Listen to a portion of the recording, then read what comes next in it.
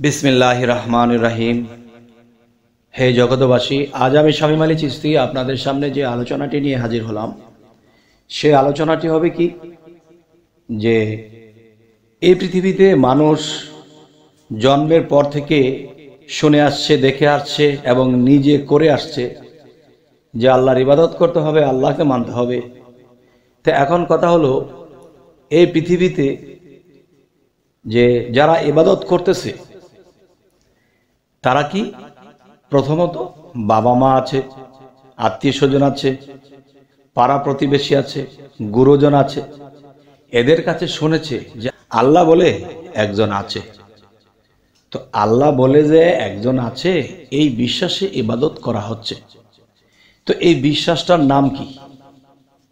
ইমানে মুজমাল, যা না দেখিয়া বিশ্বাস করা।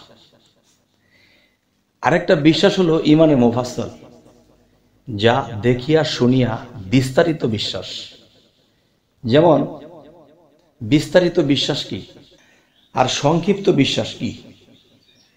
সংক্ষিপ্ত বিশ্বাস হলো, আমাকে একজন বলল যে ভাই, আমি তো বন্ধে আমার জায়গাটা বিক্রি করে ফেলবো, আপনি যদি কিনে নিতেন, আমার খুব দরকার। তখন তাকে বিশ্বাস করে আপনি টাকা পয়সা দিয়ে দিয়েছেন, যান ভাই, আপনার দরকার সারেন, যান, টাকা নিয়ে যান। এখন দেখা যায় লোকটা আর ফিরে আসে না। তখন খবর নিয়ে দেখে লোকটাও নেই, লোকটাতে যে জায়গার কথা বলেছে সেখানে কোনো জায়গা জমি কিছু নেই, কিন্তু বিশ্বাসে টাকা দিয়ে দেওয়া হয়েছে। এটা হলো কি, সংক্ষিপ্ত বিশ্বাস। আচ্ছা, আরেকটা বিশ্বাস হলো কি, বিস্তারিত বিশ্বাস। আপনি জায়গার কাছে গিয়েছেন, জায়গার দলিল নিয়েছেন, এরপরে আপনি কোর্টের দলিলের সাথে তার দলিলের সাথে মিলাইলেন, এরপরে সই দিলেন, টাকা পয়সা দিলেন, এরপরে গিয়ে আপনি জমিনটা কিনে রাখলেন। তাহলে কি হলো?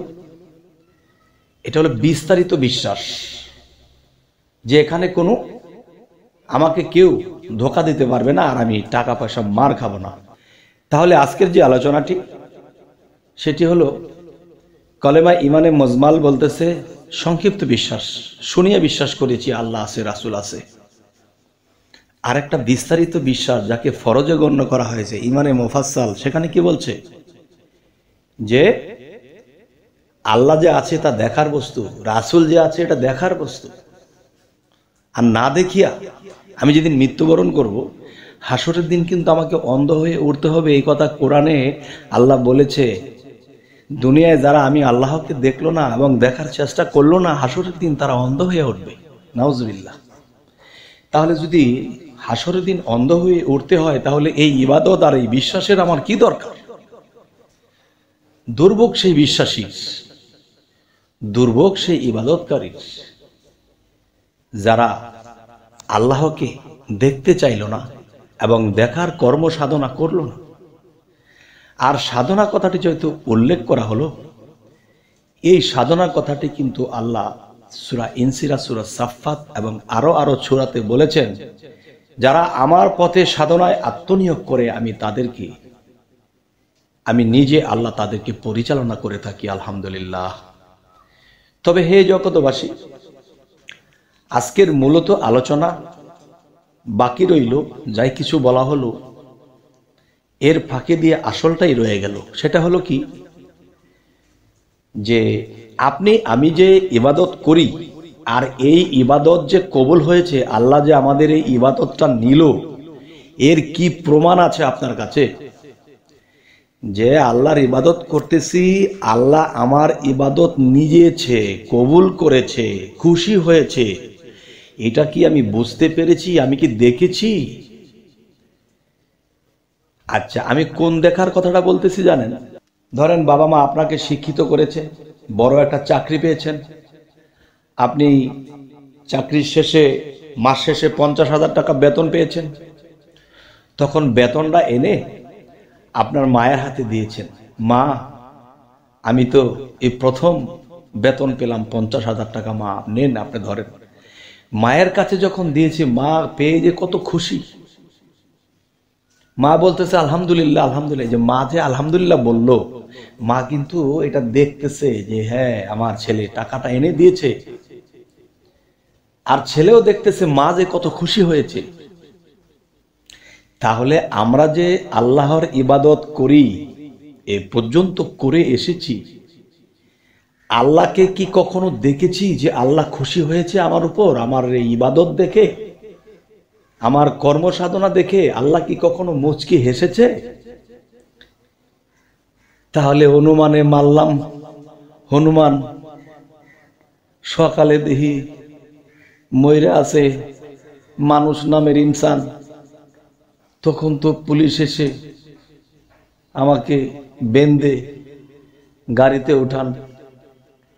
যাই হোক, হে জগতবাসী, অনুমানে আমরা যদি হনুমান মারি রাতের অন্ধকারে, তখন কোনো মানুষ মরে থাকলে পরের দিন কিন্তু আর উপায় থাকবে না, আইনের হাত থেকে আমরা বাঁচতে পারবো না। তাই আল্লাহ কোরআনে কোনো কথা বাদ রাখেনি। দুনিয়ায় যারা আমি আল্লাহকে দেখলো না, দেখার চেষ্টা করলো না, হাসরের দিন তারা অন্ধ হয়ে উঠবে।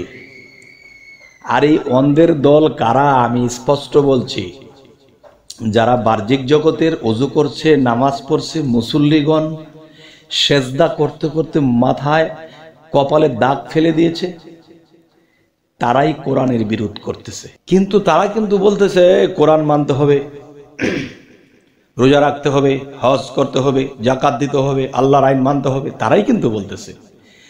আবার তারাই কিন্তু সেই কোরআনের অবমাননা করতেছে। আল্লাহ বলতেছে, যারা আমায় দেখলো না, দেখার চেষ্টা করলো না, তারা হাসরের দিন অন্ধ হয়ে উঠবে। তারা দেখার নামই নেয় না, যে আল্লাহ নিরাকার, আল্লাহ দেখাই দেয় না। তাহলে তারা একদিকে অন্ধ, আরেকদিকে তাদের ভিতরে দ্বন্দ্ব।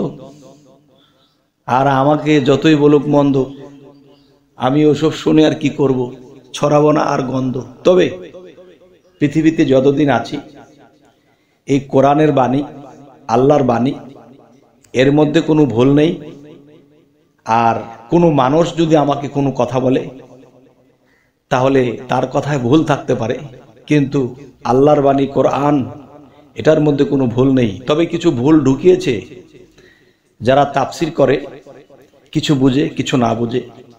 দেখা গেছে একই তাফসির, একজন তাফসির কারক লিখলো যে দুনিয়ায় যারা অন্ধ থাকিবে, হাসরের দিনও তারা অন্ধ থাকিবে। আবার এই তাফসিরটাকে আরেকজনে করলো, দুনিয়ায় যারা আল্লাহকে দেখতে চাইলো না, দেখলো না, দেখার চেষ্টা করলো না, হাসরের দিন তারা অন্ধ হয়ে উঠবে। এই যে কথার একটা সিরিয়াল আছে, সুন্দর বলেছে আল্লাহ, কিন্তু এই কথাগুলোকে করেছে গোলা। যেমন দুনিয়ায় যারা অন্ধ, আখেরাতে তারা অন্ধ, এই একটা কথা। আবার এটার তাফসির, দুনিয়ায় যারা আমি আল্লাহকে দেখলো না এবং হাসরের দিন তারা অন্ধ হয়ে উঠবে, অন্ধ থাকিবে, এই যে কথাটার সেই কথাটা কি এক হলো? কিন্তু আল্লাহ তো কোরআনে আয়াতে একই কথা বলেছে, কিন্তু যারা তাফসির করতেছে এরা কিন্তু একটি কথাকে কয়েক রকম বলতেছে। তখন কিন্তু মানুষ বিভ্রান্তি, মানুষ ইসলামের পথে কিভাবে থাকবে?